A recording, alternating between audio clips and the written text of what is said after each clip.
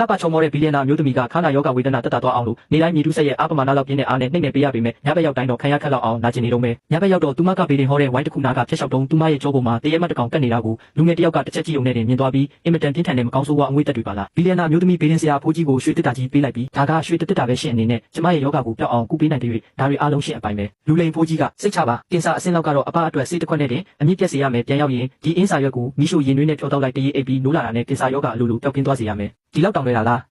လွယ်တယ်ဟုတ်လားမင်းနဲ့အဖနဲ့ကရေဆက်ရှိလို့တာပေါ့မဟုတ်ရင်အဖကဘာလို့ကိုယ့်ရဲ့အစွမ်းစားတွေကိုအကုန်ခံပြီးမင်းအတွက်အင်းစာရွက်ရေးပေးမလဲဒီအမျိုးသမီးကမကောင်းဆိုးဝါးနှောက်ယှက်နေတာတိတာကြီးကိုဘာကင်ဆာရှိလို့လဲဒီလိုလေလွတ်လိမ့်တဲ့သူကအင်းစာရွက်တရွက်အလွယ်တကူဆွဲပြီးငွေတန်းကိုပြုံးစားရဲတဲ့ပတ်စံရပြီးအသက်ပြောက်မှမကြောက်ဘူးထင်တယ်လူလင်ကရွှေတစ်တာကိုဖွင့်ကြည့်ဖို့ပြင်တော့အမျိုးသမီးကလမ်းတားလိုက်တယ်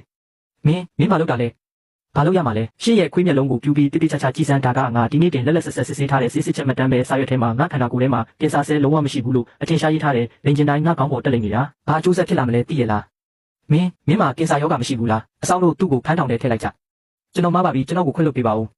အမျိုးသမီးကတက်တာဆွဲပြီးပြန်ဖို့လုပ်တော့လူကလေးကထားလိုက်တယ်အမျိုးသမီးကခစ်တရက်ကလှည့်ကြည့်ရင်လူလိန်ဖိုးကြီးတယောက်ကိုအခုတင်ရှင်းလိုက်ရရှိသေးတယ်အခုနောက်ထပ်လူငယ်တယောက်ထပ်ရောက်လာပြန်ပြီလားဗာလဲမင်းမကောငါ့ကိုရောင်းဖို့ဘာအင်းစာရွက်တွေဘာအလိမ်ညာစကားတွေရှိနေပြန်လို့လဲလူငယ်ကလက်ဖြတ်ယုံနဲ့အင်းစာရွက်တရွက်အလိုလိုပေါ်လာခဲ့တယ်ကျွန်တော်ရဲ့အင်းစာရွက်ကခမရရဲ့ယောဂကိုပျောက်ကင်းစေနိုင်ပါတယ်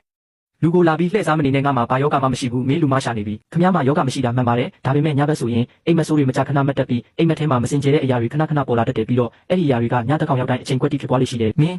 မင်းနာကိုဘလို့သိတာလဲငါလိုနတ်ပုံလောကရဲ့အေဂရစ်တပါကအင်းစာရွက်တွေရောင်းပြီးပတ်စံရှာရမယ့်ဘဝအထိကျဆင်းသွားလိမ့်မယ်လို့မထင်ထားခဲ့ဘူးဒါပေမဲ့ကိစ္စမရှိပါဘူးအမေနဲ့ညီမလေးကိုအဆင်ပြေထားနိုင်ဖို့အတွက်ဆိုရင်ဒီအင်းစာရွက်ကိုရောင်းရတာတန်ပါတယ်ခမရမှာကင်ဆာမရှိပဲမကောင်းဆိုးဝါးပူကတ်နေတာကိုကျွန်တော်တစ်ချက်ကြည့်ုံနဲ့သိတယ်ဒီအင်းစာရွက်ကိုခေါင်းအောက်ထဲထည့်ထားလိုက်ညအိတ်လိုက်တာနဲ့မကောင်းဆိုးဝါးတွေအလိုလိုပျောက်ကွယ်သွားလိမ့်မယ်ဒီစကားတွေကကြားဘူးနာဝါရှိလာကြည်လားမင်းကဟိုဖိုးကြီးလိမ့်လေသူနဲ့တဖွဲတည်းတော့မဟုတ်ပါဘူးနော်ယူချင်းယူမယူချင်းနေ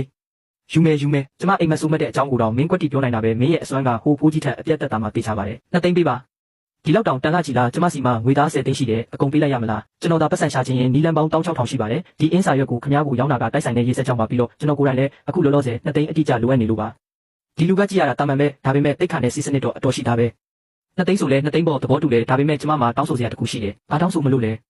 ဒီအင်းစာရွက်ကတကယ်ပဲအစွမ်းထက်မထက်ဆိုတာကျမမသိချသေးဘူးဒါကြောင့်ဒီညတော့မင်းကျမနဲ့အတူအိမ်ကိုလိုက်ခဲ့ရမယ်